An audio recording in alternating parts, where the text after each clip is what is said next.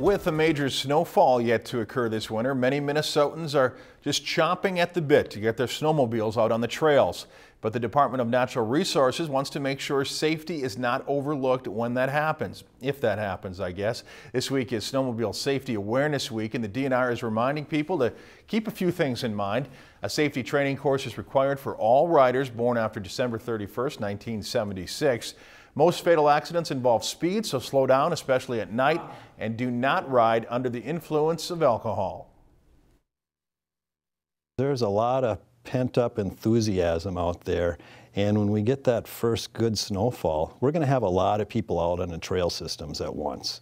And it's going to be real important that they be very safety conscious just because of the sheer number of people that are going to be out operating on the trails and the lakes all at once. And despite the lack of snow, there have been reports of snowmobile accidents, including the deaths of 2 men who broke through ice in Wright County. So be careful out there if we ever get enough snow to snowmobile on. But it does seem like winter has finally found us with these temperatures. Temperature-wise, it certainly has. And we went from those very mild temperatures to just the extreme cold. So a bit of a shock. We do have a few chances for some snow in the forecast, but overall it looks pretty cold, at least until this weekend.